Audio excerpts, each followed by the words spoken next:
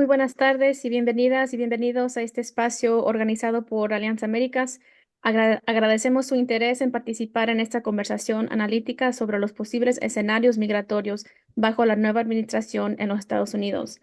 Este es un momento crucial para reflexionar colectivamente sobre el futuro de las políticas migratorias y sus impactos en nuestras comunidades. Mi nombre es Dulce Guzmán y soy la directora ejecutiva de Alianza Américas y estaré moderando este evento. Nos acompaña hoy un invitado muy especial, Oscar Chacón, cofundador y asesor de estrategias en Alianza Américas. Fue director ejecutivo de esta organización desde 2007 hasta agosto de 2024. Oscar se ha desempeñado en diversos cargos de liderazgo con una amplia trayectoria en el análisis, la defensa de derechos y el trabajo directo con comunidades migrantes. Antes de iniciar, quiero compartir algunas indicaciones. This event will be held in Spanish with English interpretation. You may enable this feature on the bottom right corner of your Zoom screen.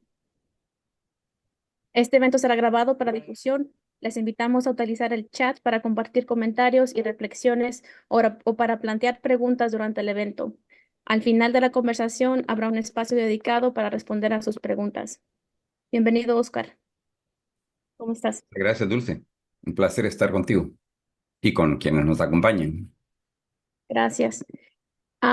Queremos iniciar con esta pregunta. Desde tu perspectiva, ¿cuáles son los principales escenarios que podríamos esperar en la política migratoria bajo esta nueva administración? Y sé que es una pregunta muy amplia, así que quiero empezar específicamente pensando en la política de la frontera. Claro, pues indudablemente creo que es conocido por todas y todos que el ahora presidente electo hizo un tema central de su campaña electoral, el ataque en contra de los extranjeros en el país, el ataque en contra de la migración.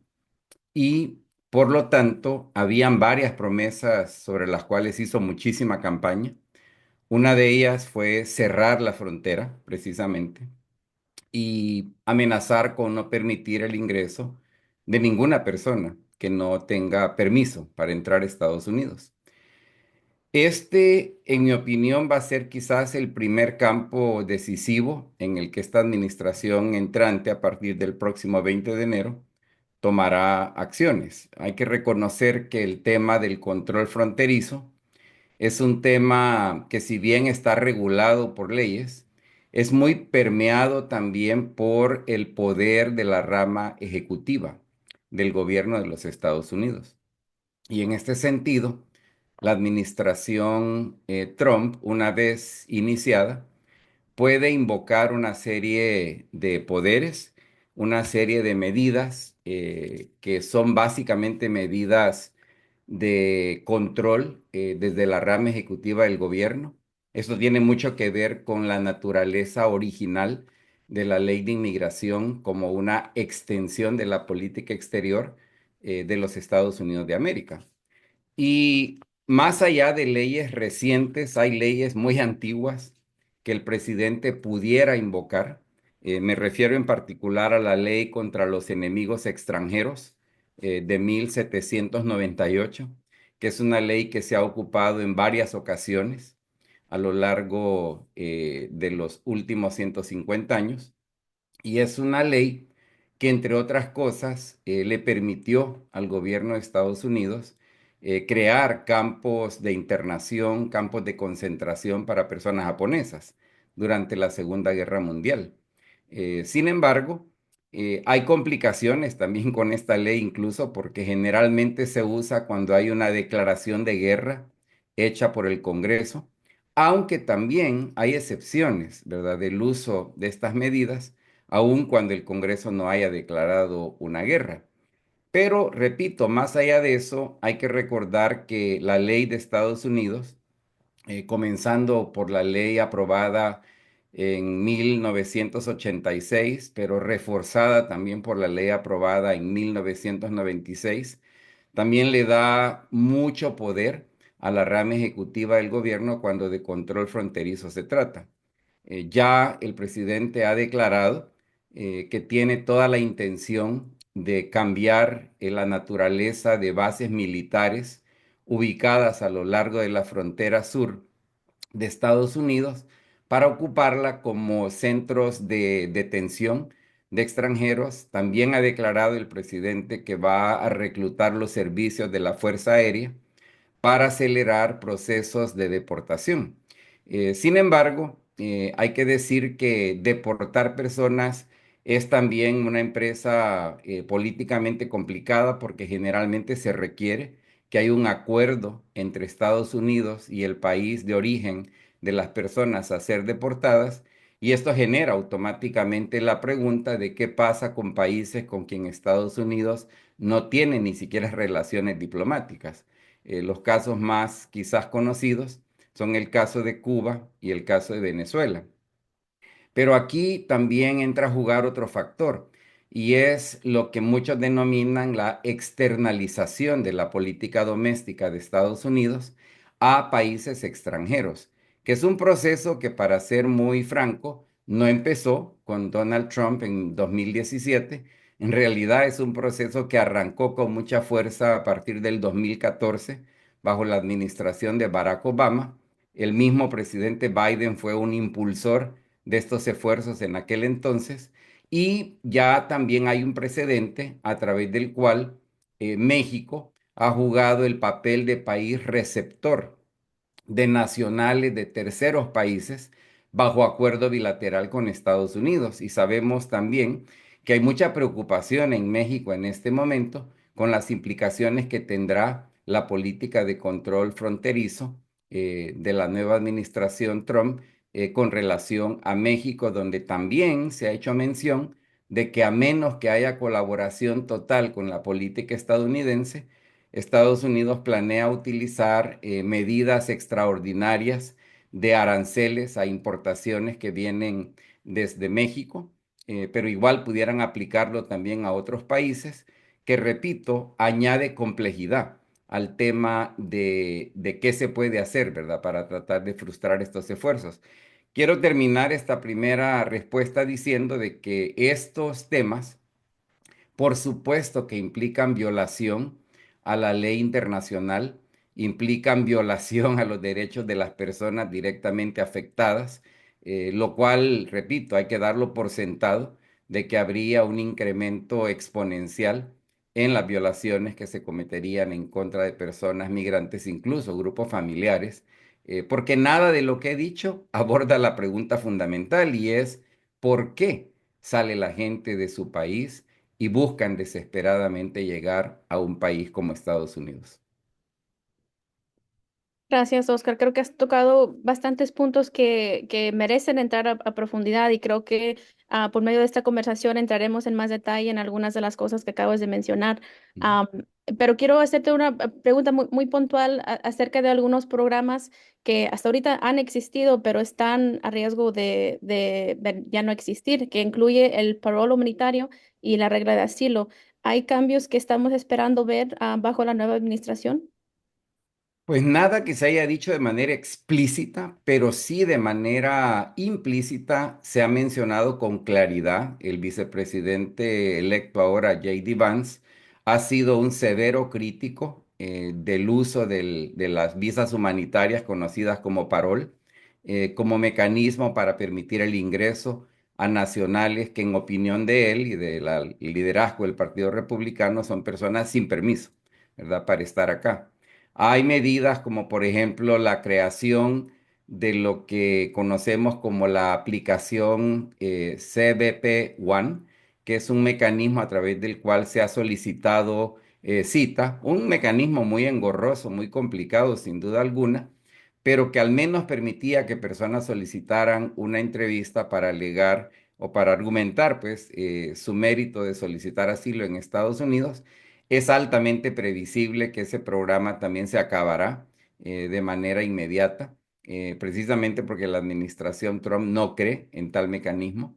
Y por el otro lado, está también las oficinas de movilidad segura, que es una pequeña red de oficinas establecidas en países como Ecuador, Colombia, Costa Rica, Panamá, Guatemala, que muy probablemente van o a dejar de existir o existirán bajo una lógica diferente, ¿verdad? Porque la teoría al menos ha sido de que estas oficinas se encargarían de procesar permisos para que personas puedan viajar con una visa, al menos un permiso temporal, y evitar el tener que viajar por tierra, pero también pudiera cambiar la naturaleza para hacer literalmente puntos específicos de contención de flujos migratorios.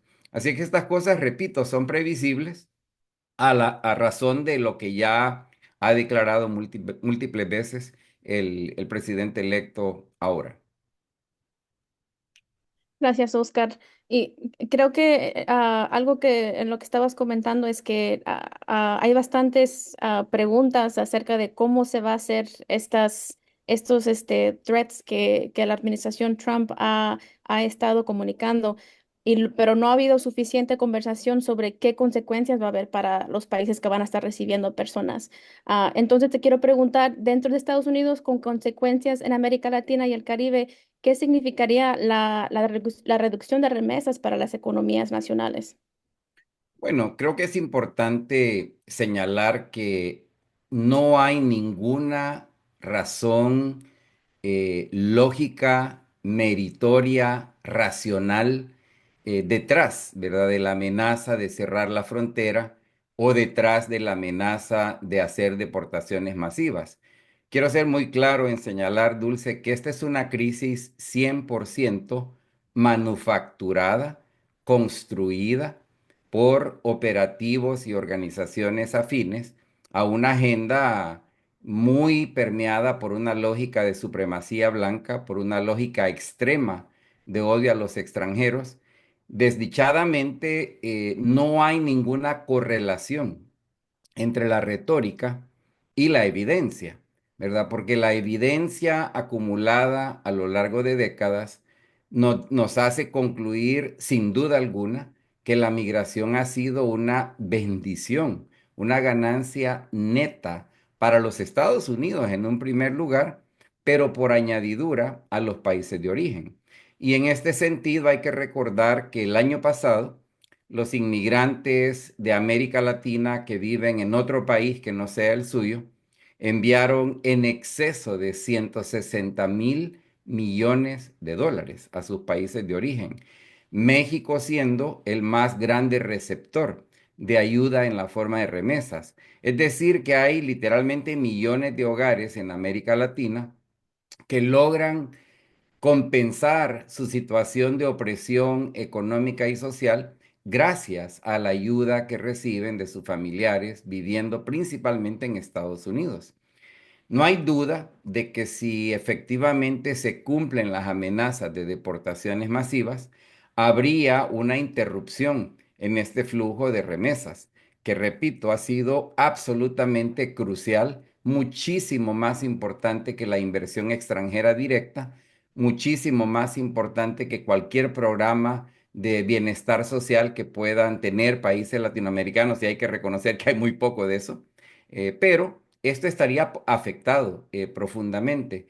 Y hay amenaza también, se ha mencionado, aunque todavía no llega a tener forma de propuesta de política, pero se ha hablado en círculos republicanos de incluso querer poner un impuesto, ¿verdad? A cada dólar que un extranjero intente enviar de regreso a su país.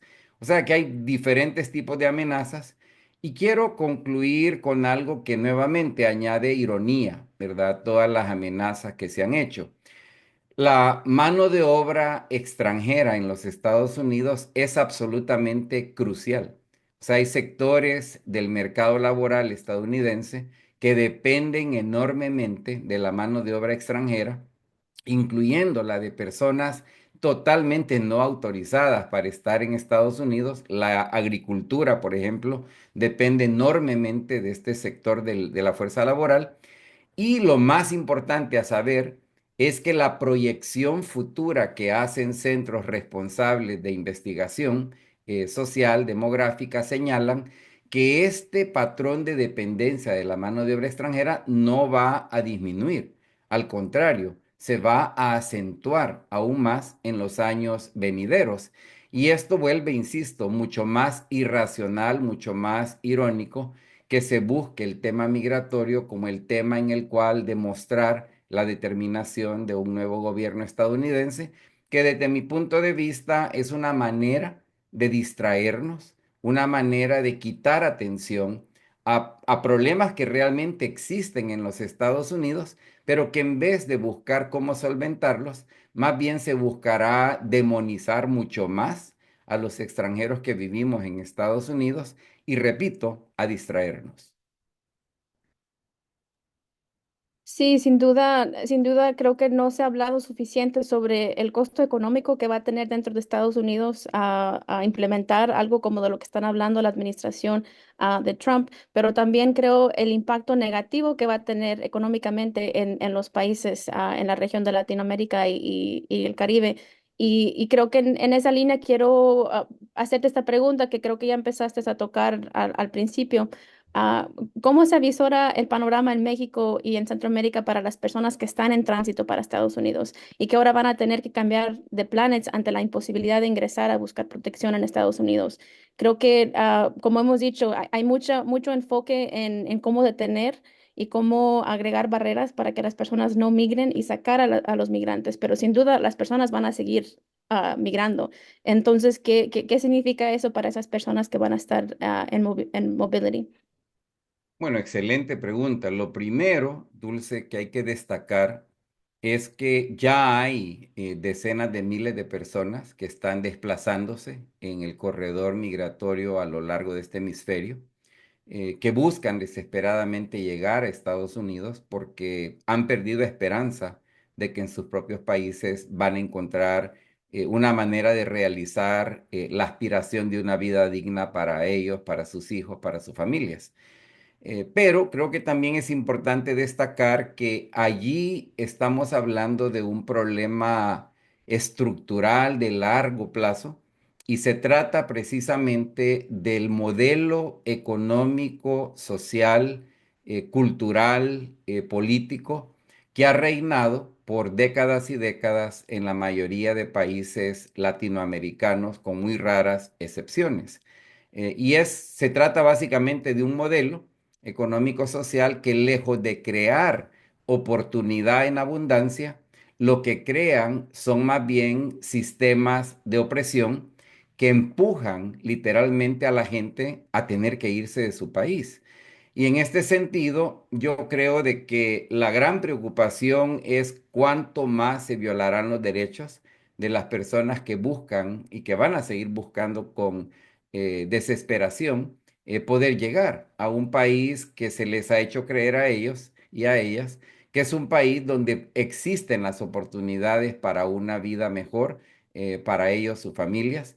Y no hay duda en mi experiencia de que lo que esto va a significar es que la gente va a buscar rutas más peligrosas, rutas más inhóspitas, con la esperanza de que no haya tanta vigilancia por esos caminos, sin darse cuenta de lo increíblemente peligroso, lo increíblemente letal que puede ser, por ejemplo, cruzarse llanamente el desierto de Sonora, que es un cementerio, literalmente hablando, de decenas de miles de personas a lo largo de los últimos 35 años que han intentado ingresar precisamente por esa ruta solo para encontrar la muerte.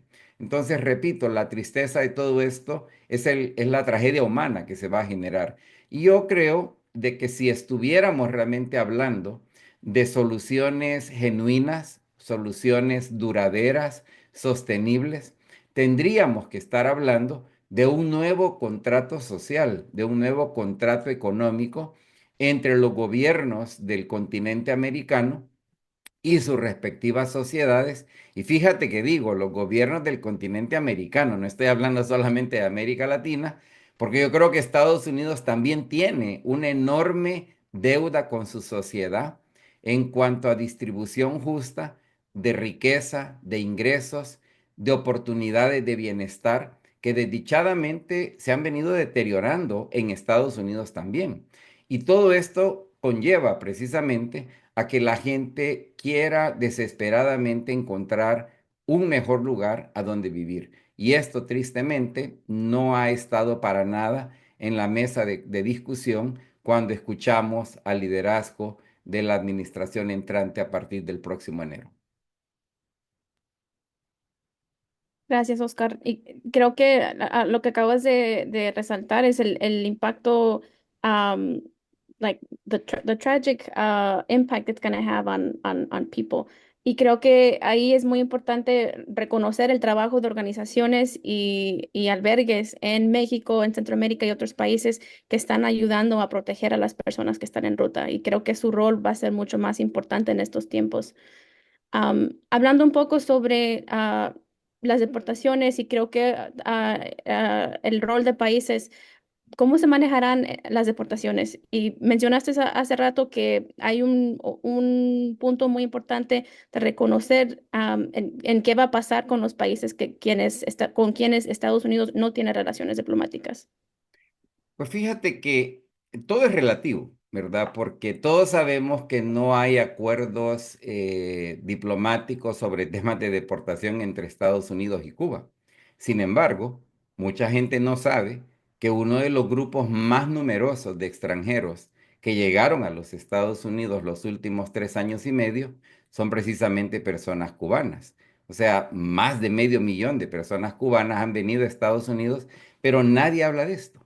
¿Verdad? ¿Por qué? Porque hay intereses económicos, políticos, que le dan cobertura, ¿verdad? Al caso de la llegada de tantos cientos de miles de cubanos a Estados Unidos, porque cuando tú comparas, por ejemplo, el número de cubanos que han llegado a Estados Unidos con el número de haitianos, por supuesto que hay una asimetría enorme, pero el caso de Haití sí es un caso del que hemos escuchado mucho, incluyendo en la campaña electoral, como bien recordaremos los comentarios de J.D. Vance sobre los haitianos en Springfield, Ohio. Pero sobre tu pregunta específica, mira, yo lo que preveo que vamos a ver con esta nueva administración Trump, si efectivamente ellos dan marcha adelante con esta amenaza de intentar deportar literalmente millones, que es lo que ellos han dicho, de extranjeros no autorizados, es que se van a imponer, ¿verdad?, con varios de sus aliados en América Latina, pidiéndoles acuerdos de cooperación para recibir a extranjeros que no son sus nacionales. Desdichadamente ya México en cierta forma dio el ejemplo, ¿verdad? Con este tipo de acuerdo, pero conociendo el grado de influencia económica, política que tiene el gobierno de los Estados Unidos sobre muchos países en América Latina, no deberíamos de extrañarnos que parte de lo que ellos intenten hacer será no solamente que los países reciban a números mayores de personas deportadas de su propia nacionalidad, sino que también empujen una nueva generación de acuerdos de cooperación migratoria por medio de los cuales, por ejemplo, México reciba personas de Venezuela o Honduras o El Salvador reciban personas ecuatorianas o colombianas, solo para mencionar ejemplos hipotéticos de lo que podría suceder, utilizando precisamente la amenaza de otro tipo de penalidades y una de las más sensitivas es precisamente las penalidades en la forma de aranceles. Hay que recordar que más allá de las remesas, que ya medio tocamos el tema, las economías latinoamericanas, en la mayoría de sus casos, dependen enormemente de su capacidad de exportar cosas que producen al mercado de consumo en Estados Unidos. Y repito, en este sentido, la amenaza de nuevos aranceles indudablemente genera una reacción de docilidad de países poderosos, incluyendo países como México. Ya no hablemos países más pequeños. Y siguiendo en este marco sobre el rol de los países en las relaciones exteriores a partir de la externalización de la política migratoria en Estados Unidos, ¿cómo ves que puedan responder los países en Latinoamérica y el Caribe con acuerdos a la administración Trump y su estrategia de incluirlos como parte, como cómplices de su estrategia migratoria? Pues mira, yo creo que aquí vamos a ver algo parecido a una realidad que estamos descubriendo en el marco de la elección recién concluida, y es que América Latina tiene ya décadas de ser incapaz de hablar con una sola voz, ¿verdad? En el plano de las relaciones diplomáticas entre América Latina y Estados Unidos. En un mundo ideal, uno quisiera que América Latina pudiera tener la madurez política, la madurez diplomática, de darse cuenta que la relación específicamente migratoria entre América Latina y Estados Unidos es una relación sumamente beneficiosa, primeramente para Estados Unidos. Es decir, América Latina le aporta un bono demográfico de trabajadores, le aporta trabajadores que no puede satisfacer el mercado laboral de ningún país de América Latina y le transfiere ese exceso de recursos a Estados Unidos, a quien le conviene enormemente la llegada de estas personas, no solo en términos demográficos generales, sino específicamente en términos de maximización de tasas de ganancia. O sea, hay muchas áreas del mercado laboral que no serían ni siquiera remotamente rentables sin la mano de obra extranjera. Si América Latina, en un mundo ideal, en un mundo deseado, tuviera esa capacidad de negociar como bloque, esta sería una oportunidad para precisamente posicionarse frente a Estados Unidos, no de una manera sumisa, obediente, dócil, sino desde una perspectiva de socio de negocios. Porque también a América Latina le conviene la migración, le convienen las remesas. Entonces hay intereses mutuos, pero desdichadamente creo que en este momento el escenario más probable es que vamos a ver respuestas diversas, respuestas de países quizás con un deseo de desafiar la política del gigante del norte o del imperio, como muchos dirían, y otros países que van a tomar la postura de decir, no, si yo me pongo, si nos ponemos dóciles con Estados Unidos, es posible que algo nos den a cambio, ¿verdad? Esa docilidad. Y uno puede especular sobre qué gobiernos serán los dóciles, qué gobiernos serán los que tomen posturas más, vamos a decir, de oposición. Pero al final del día, lo triste del caso, lo triste del momento, es que Estados Unidos va a ocupar al máximo su peso económico, su peso político en la región para extraer acuerdos que le convengan en este caso al gobernante de turno a partir del próximo enero.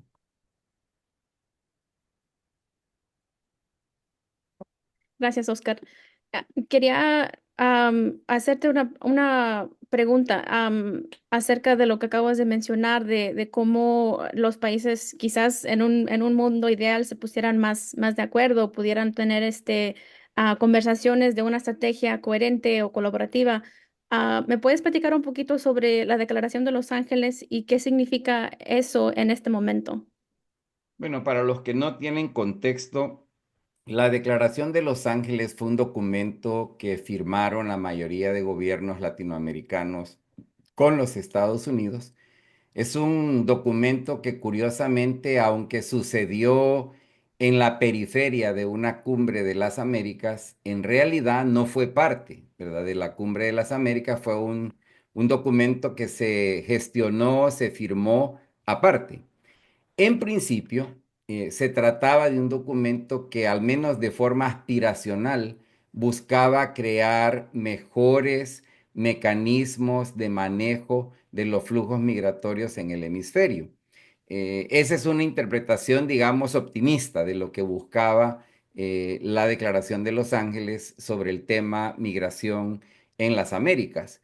Sin embargo, creo que desde la perspectiva de fuerzas políticas más interesadas en abrigar la idea de que la migración es algo dañino para un país como Estados Unidos, esta Declaración de Los Ángeles era una manera de comprometer a los países latinoamericanos con las labores de contención de los flujos migratorios. Yo creo que esto es algo que nunca se ha logrado despejar enteramente de una manera o de otra. Es como un híbrido, ¿verdad?, que existe y en mi opinión dejaba mucho que desear, ¿verdad? Porque nuevamente fue un acuerdo mayormente escrito desde la perspectiva del interés de los Estados Unidos y en mi opinión, repito, no hacía énfasis suficiente en reconocer la importancia de la protección humanitaria, la importancia del manejo de los flujos migratorios de acuerdo a tratados internacionales y por sobre todo dejaba mayormente afuera el tema más importante que en mi opinión sigue siendo un tema ausente cuando hablamos de la migración o los flujos migratorios en el continente americano. Y es el factor de condiciones que causan el que la gente se quiera ir de su país. Y creo de que la razón por la cual ese tema estaba mayormente ausente es porque para Estados Unidos abrirse a la idea de una nueva generación de políticas públicas en América Latina que resulten en mediano o largo plazo en condiciones de vida óptima de la mayoría de personas en América Latina, es casi como un ejercicio un tanto hipócrita de verte en el espejo, ¿verdad? Porque como ya dije hace un momento, el problema más grave que sigue afectando a decenas de millones de personas en Estados Unidos es el giro dramático en la manera como la distribución de los ingresos y la riqueza ha evolucionado desde prácticamente finales de la década de los 70 hasta la actualidad. Este es un fenómeno del cual en América Latina conocemos de sobra.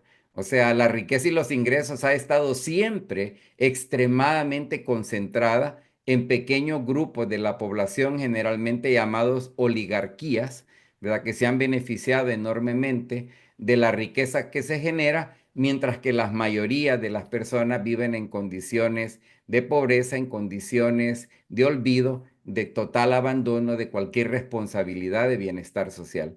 Pero al final del día, si nosotros vemos casos, por ejemplo, Costa Rica, Uruguay, en el continente americano, la razón por la cual uno no ve grandes números de costarricenses o de uruguayos, si es que vemos a alguien participando en la naturaleza de los flujos migratorios, es porque en estos casos de estos dos países se ha logrado tener un pacto social, un pacto económico que le ha permitido a la mayoría de la población vivir en una condición de bienestar que les hace concluir que no hay razón de buscar mejor futuro en el exterior, sino de quedarse en su propio país.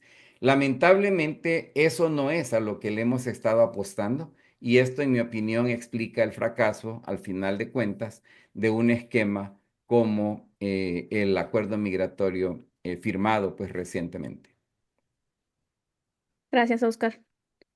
Para cerrar este punto sobre los países, creo que sería muy importante entrar un poquito más en detalle en el importante rol de México en esta administración, porque creo que México, en la primera versión de la administración Trump, jugó un rol muy importante en externalizar la frontera de Estados Unidos y enforzar la política migratoria de Estados Unidos. Entonces, en tu opinión, ¿qué podemos esperar del país de México? ¿Y hay cosas que puedan hacer para detener las deportaciones masivas o otras estrategias que quiera usar la administración Trump? Pues hay que recordar a quienes nos acompañan que México tiene la desafortunada ubicación geográfica que le ubica, como dicen los mexicanos, tan lejos de Dios y tan cerca de Estados Unidos, que hasta cierto punto se vuelve una maldición, ¿verdad? Porque México tiene, por un lado, que enfrentar la realidad de que la mayoría de las personas extranjeras que viven hoy en Estados Unidos son precisamente mexicanos y mexicanas. De hecho, la mayoría de la población no autorizada que han vivido por décadas en Estados Unidos son también personas mexicanas. Entonces, ante la amenaza de una deportación masiva, uno puede prever fácilmente que México y los mexicanos van a ser el grupo social quizás más golpeado, como lo han sido en otros momentos de la historia en las que también se trató de impulsar campañas de deportación masiva. La operación Espaldas Mojadas de los 1940 y pico es un ejemplo, ¿verdad? De eso. Pero creo también de que México ahora enfrenta una realidad que no era pues el caso hace 40, 50 años, y es que México se ha convertido en un país de tránsito por excelencia. O sea, viene gente principalmente de América Latina, pero también de otras partes del mundo que buscan ingresar a México con la idea última o la meta última de ingresar a Estados Unidos. México también ya se ha convertido en un país de destino. Hay muchas personas que inevitablemente llegan a la conclusión que su viaje hacia el norte se acabó en México, porque no había manera de llegar hasta Estados Unidos. En este sentido, México va a enfrentar, repito, grandes presiones. Creo que la intención de una administración Trump a partir del próximo enero va a requerir de la colaboración de México. Si uno escucha los discursos y las declaraciones de prensa de muchos funcionarios que se prevé van a ser parte de la nueva administración, ya están diciendo de que México va a tener que comprobar que verdaderamente es un socio de los Estados Unidos, parando, ¿verdad?, los flujos migratorios, militarizando aún más su frontera sur, cosa que ya la han venido haciendo, ¿verdad?, a lo largo de los últimos 6, 7 años, sin dejar por fuera el hecho de que justamente en el año 2014, en julio del año 2014, México desplegó algo que denominaron Plan Frontera Sur, que curiosamente se anunció más o menos un mes después de una reunión celebrada en Guatemala en junio del año 2014. Entonces uno puede prever que habrán muchísimas presiones para México. Creo que la presidenta Sheinbaum, ahora pues la nueva presidenta, mujer presidenta en México, le va a significar muchos dolores de cabeza cómo resolver positivamente la tensión que inevitablemente generará una nueva administración que llegue enfatizando cerrar la frontera, deportaciones masivas y de paso aranceles, ¿verdad? A las importaciones que vienen desde fuera, con la idea mayormente equivocada de que esto va a resultar en un bienestar económico para la sociedad estadounidense. Gracias, Oscar. Sin duda le estaremos poniendo mucho ojo a las relaciones entre México y Estados Unidos. Hemos colectado bastantes preguntas de la audiencia, que ha sido bastante activa. Les agradecemos mucho por sus preguntas, pero antes de entrar a esa parte de la conversación, muy rápidamente quería hacerte esta pregunta porque creo que es muy importante. En tu perspectiva, ¿qué son elementos de narrativa que tiene que tomar en cuenta la gente en este momento? Porque creo que en muchas maneras la narrativa en veces empuja la dirección de política. Entonces, en tu opinión, ¿qué deberían de estar pensando o saber el público sobre qué estrategia de narrativa tiene que cambiar acerca de política migratoria en Estados Unidos?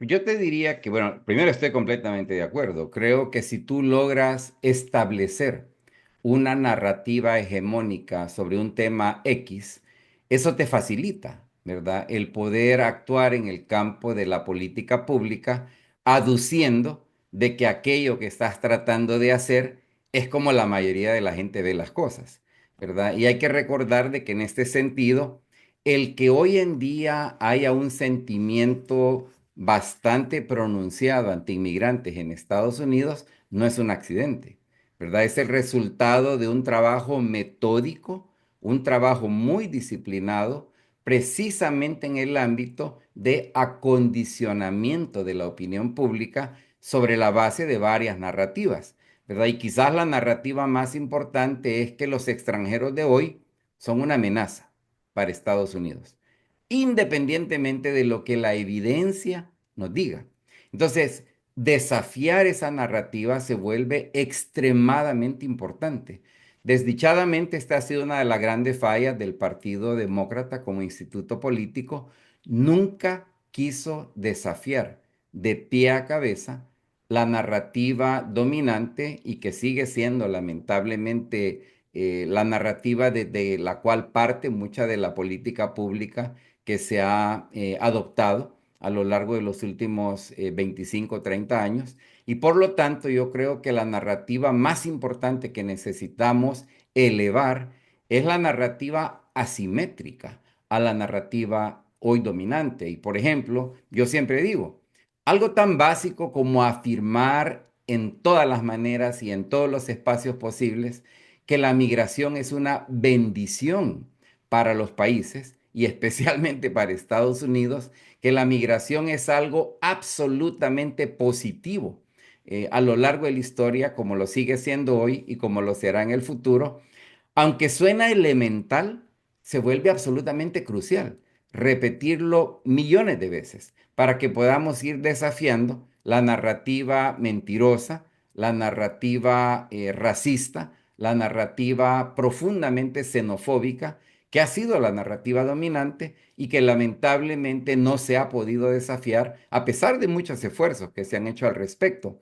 Y en esto quiero resaltar también el valor de favorecer la organización propia del sujeto migrante. Es decir, las personas migrantes deben de ser apoyadas en sus propios esfuerzos organizativos para que se conviertan efectivamente en los embajadores y embajadoras número uno, ¿verdad? De esta narrativa basada en la verdad que promulga, que promueve, que anuncia lo extremadamente positivo que ha sido la migración en el plano cultural, en el plano demográfico, en el plano social, en el plano económico y por supuesto en el plano social, que creo de que a razón de la narrativa dominante hoy, nadie pensaría que así es, pero justamente es lo que necesitamos desafiar, escuchar las voces de las personas migrantes, conseguir que lo que mucha gente dice, porque te lo digo, yo conozco muchas personas que me dicen, ah, no, Oscar, pero usted es una persona muy educada, es una persona, qué bueno sería que todos los migrantes fueran como tú, ¿verdad? Cuando en realidad lo que me están diciendo es que han comprado la narrativa tóxica, llena de mentiras y quieren hacer de mí una excepción, cuando en realidad personas migrantes son excepcionales. Todos y todas, la gran mayoría de ellos, sin decir de que el 100% de nosotros somos angelitos, pero definitivamente somos un sujeto social que ha demostrado de múltiples maneras la enorme contribución multifacética que hacemos a los Estados Unidos, pero también a nuestros países de origen. Muy de acuerdo, Oscar. Creo que el tema de narrativa va a seguir siendo sin duda muy importante y una estrategia que Alianza América seguirá tratando de fortalecer con nuestra membresía. Nos quedan 15 minutos y quiero entrar a un el primer bloque de preguntas que hemos colectado de la audiencia. Voy a compartir estas dos y luego puedes tú responder. La primera es, considera que las ciudades santuario pueden ser un blanco de la administración entrante para hacer más difícil e inhumana la vida de las personas migrantes. ¿Hay manera de que las ciudades santuario se vean obligadas a colaborar para las deportaciones? Y el Parole in Place programa está congelado por litigación. Bueno, sobre lo primero, no hay duda de que Donald Trump y sus más cercanos asesores ven con profundo desprecio el concepto de localidades santuarios para personas extranjeras.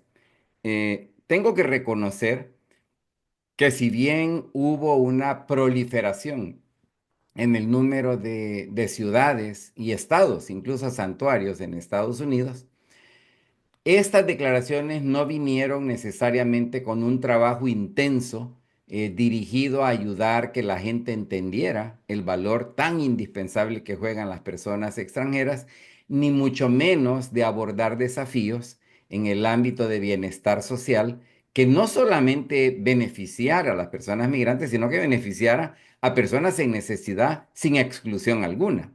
Ahí hay mucha tela que cortar todavía, pero algo posiblemente positivo que suceda como resultado de la llegada de una segunda administración Trump es que más ciudades y estados han empezado ya procesos de deliberación de cómo van a proteger a todas las personas que viven en esas ciudades, en esos estados, más allá de las declaraciones de santuario.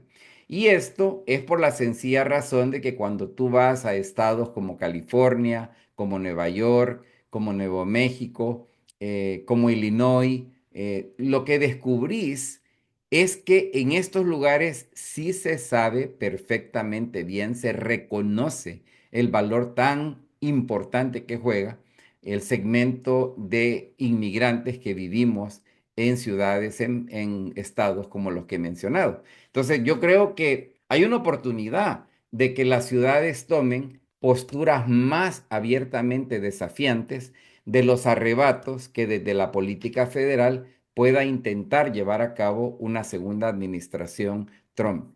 El tema de Parole in Place, que para los que no saben es un programa otorgado por la administración Biden para personas cónyuges de ciudadanas, ciudadanos de los Estados Unidos, para que pudieran procesar sus visas de residencia permanente sin tener que salir de Estados Unidos, ha sido lamentablemente empantanado, ha sido deshabilitado por una demanda judicial en su contra. Y por supuesto que es un grupo de personas que también se ven a sí mismos con mucho riesgo en este momento, porque son personas que de acuerdo a la ley existente, me refiero específicamente a la ley de 1996, son personas que no tienen derecho de estar aquí, aun cuando son las cónyuges, los cónyuges de personas ciudadanas de los Estados Unidos. Y repito, es uno de los grupos junto a los jóvenes extranjeros beneficiarios de DACA, las personas beneficiadas de TPS, las personas que entraron a Estados Unidos con permisos especiales conocidos como parol humanitario, las personas solicitantes de asilo, que son como grupos específicos de personas que efectivamente pudieran estar en una condición de mayor vulnerabilidad. Gracias, Oscar. Y otra pregunta muy específica a una política es, ¿se sabe si habrá algún cambio a la ley de carga pública que podría impactar a nuestra comunidad que tiene y necesita servicios de apoyo? ¿Cuál será ese cambio? Es previsible que se intenten varios cambios legislativos aislados, incluyendo volver mucho más complicado el tema de la carga pública, pero para hacer cambios en la ley hay que recordar que para muchos de los cambios se requiere de que el Senado otorgue 60 votos para no empantanar una propuesta de ley. Por lo tanto, es previsible, bueno, si es que hay cohesión dentro del Partido Demócrata, de que puedan parar, ¿verdad? Intentos de cambiar la ley para peor en este sentido. Esto me recuerda también otra amenaza que hizo Trump de cancelar la ciudadanía estadounidense para niños que nacen en Estados Unidos de padres indocumentados. Eso también es un cambio que solo lo pudieran implementar si hay literalmente un cambio en la Constitución de Estados Unidos. Entonces no es fácil hacer un cambio de esa naturaleza. No dudo que lo puedan intentar, no dudo que lo ocupen como manera de seguirle brindando satisfacción a los segmentos más extremistas de los apoyadores del Partido Republicano de hoy, pero insisto, no son cosas que pueden fácilmente ser aprobadas como cambios en la ley. Gracias, Oscar. Y contestaste otra pregunta que venía más acerca de la intención de quitar la ciudadanía para personas nacidas de personas indocumentadas. Ahora te voy a leer unos comentarios que se mandaron en inglés, Ujú. que creo que son muy importantes y puntuales relacionados a la narrativa. Dice, I agree with your assessment, Oscar, but we are looking at 4+ years of a U.S. government that is now hostile towards both immigrants coming to the U.S. as well as many others who are already established here and being forced to leave the country. What immediate solutions do we have outside of social economic contracts to protect families and individuals from forced dislocation in the next 48 months? Another question is there any particular Latin American country that has a leader that could be the most helpful or some common sense or who could get the audience of the Trump administration as a business partner? And lastly, one more comment. What do we do when no narrative works? Conservative lawmakers don't believe in blessings anymore. They don't even believe that people are coming here for a better life. It's really hard to figure out how to respond to this ridiculous xenophobic wall. How do we challenge this? Bueno, son preguntas y comentarios sumamente complejos, ¿verdad? Y no voy a tener tiempo de ahondar mucho en ellos. Sin embargo, quisiera empezar por esto último, porque vale la pena introducir un fenómeno de la vida política de hoy en el mundo, no solo en Estados Unidos, y es el rol de las comunicaciones digitales, ¿verdad? Las comunicaciones digitales lamentablemente han hecho posible literalmente la creación de mundos alternativos. O sea, hay personas que viven en una burbuja de pensamiento, en una burbuja de perspectiva, impermeable, o sea que nada puede entrar a esa burbuja si no es simplemente repetir lo mismo que ya sé. Y esto nos presenta una grave amenaza para la idea de la armonía social, ¿verdad? Porque precisamente la polarización se ha vuelto un vehículo importante en la política, porque es completamente posible crear estas esferas, estas burbujas de mundos que no conectan una con la otra. Y tiene toda la razón la persona que escribió de que valores genéricos como la humanidad, valores genéricos como la sensibilidad, han sido víctimas, ¿verdad?, de esta forma de creer.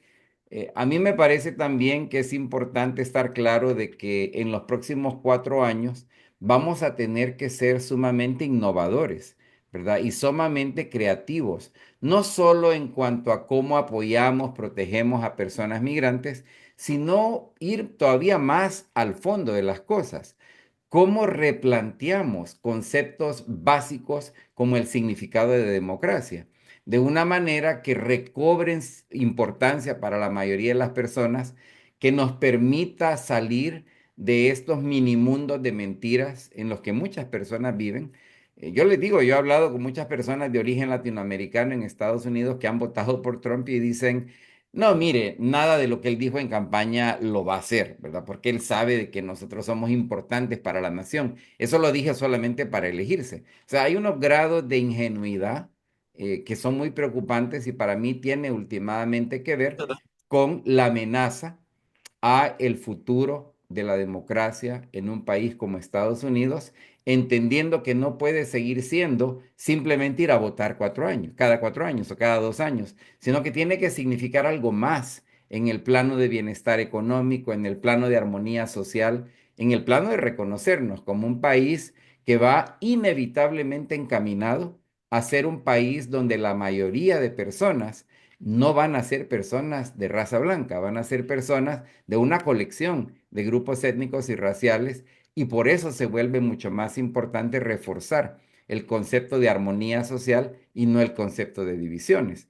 Pero es un riesgo enorme y yo insistiría en algo que mencioné antes. Yo creo que explorar cuánto más se puede hacer desde ya sea las constituciones estatales o las declaraciones de actas de las mismas ciudades que le permitan a las ciudades y los estados desafiar a un gobierno federal abusivo, a un gobierno federal fuera de control, se va a volver sumamente importante y para mí vehículos de construir precisamente el tipo de bienestar compartido, que es la única manera como yo creo que podemos ir neutralizando. Y otra cosa que yo creo que es crucial entender, al final de cuentas, la campaña que tuvo éxito el 5 de noviembre es una campaña centrada en el odio, centrada en el miedo. Y solo hay dos antídotos conocidos, ¿verdad? El antídoto más eficaz ante el odio es el amor. Y el antídoto más eficaz ante el miedo es el entendimiento mutuo. Entonces creo que ahí tenemos una enorme tarea, ¿verdad? De cómo replanteamos el significado del amor en un momento tan complicado de la historia como el que estamos viviendo. Insisto, no solo en Estados Unidos, pero en este caso específicamente en Estados Unidos. Y tener confianza de que si hacemos bien el trabajo, si nos organizamos, si nos educamos, si somos capaces de incidir ante los tomadores de decisiones y de crear mecanismos de colaboración entre muchos, creo que vamos a ir encontrando los caminos de solución que nos permitirán llegar a vivir a un país que nos haga a todas y todas sentirnos orgullosos. Gracias, Oscar. Creo que bastante de lo que acabas de mencionar de nuevo, es bastante importante para repensar la estrategia de narrativa y creo que también es un momento muy importante para señalar cuál es el verdadero problema dentro de los Estados Unidos, de qué las personas en verdad están, por qué están cansadas Y creo que una de esas cosas, como lo has dicho, es la brecha de riqueza tan enorme y rara vez hablamos de lo que significa que un pequeño grupo de personas posea tanta riqueza y de lo que podríamos hacer con ella para abordar realmente las inequidades sociales que las personas enfrentan, y de que las cuales, como acabo de decir, con razón, están cansadas. Entonces, creo que para contestar un poquito más a los comentarios, creo que también es eso, poder muy puntualmente y muy directamente abordar la desinformación que se ha, like, that has been widespread, para causar ese miedo del que tú acabas de hablar. Así que creo que esas son algunas de las maneras en las que se está pensando abordar ese desafío. Ujú. Nos quedan 4 minutos, entonces quiero solo tomar el tiempo para una pregunta más y darte como un minuto para contestar. Y es ¿en qué medida el actual escenario geopolítico puede incidir, ya sea en el agravamiento de la situación de las personas migrantes o al contrario? Me refiero a la herencia de Biden al autorizar el uso de misiles de largo alcance en contra de Rusia. Pues indudablemente estamos viviendo en un mundo multipolar, ¿verdad? En un mundo muy influido hoy en día por China, muy influido por la misma Rusia y por supuesto los Estados Unidos. Y yo creo de que cada uno de estos poderes va a buscar cualquier desarrollo en el planeta como una oportunidad para posicionar sus intereses en un momento tan complejo como en el que estamos. No hay duda de que va a haber una respuesta rusa ante el anuncio de esta mañana del uso de misiles de largo alcance proveídos por Estados Unidos. ¿Cuál va a ser la respuesta? No sabemos. ¿Qué implicaciones va a tener para mayores patrones de movilidad humana en el planeta? Va a ser una de las varias consecuencias que esto pudiera tener, sin olvidar lo que está pasando en el Medio Oriente, particularmente el conflicto Israel, ya no solo Israel Palestina, sino Israel y los vecinos árabes, ¿verdad? Que también va a seguir siendo un conflicto muy, pero muy sensitivo, con enormes potenciales de expansión de un patrón de conflicto en el mundo. Gracias, Oscar. Ya llegamos al final de nuestra conversación. Agradecemos mucho, te agradecemos mucho por tus valiosas aportaciones, y a ustedes, nuestra audiencia, por su participación activa. No pudimos llegar a todas las preguntas, pero lo estaremos tomando en cuenta para planear conversaciones en el futuro. Antes de despedirnos, quiero invitarles a mantenerse conectados con Alianza Américas para futuros eventos y acciones. No olviden visitar nuestra página web y seguirnos en redes sociales para más información. Gracias nuevamente por acompañarnos hoy. Les deseamos un excelente día y les invitamos a continuar estas reflexiones en sus comunidades y organizaciones. Hasta pronto. Gracias.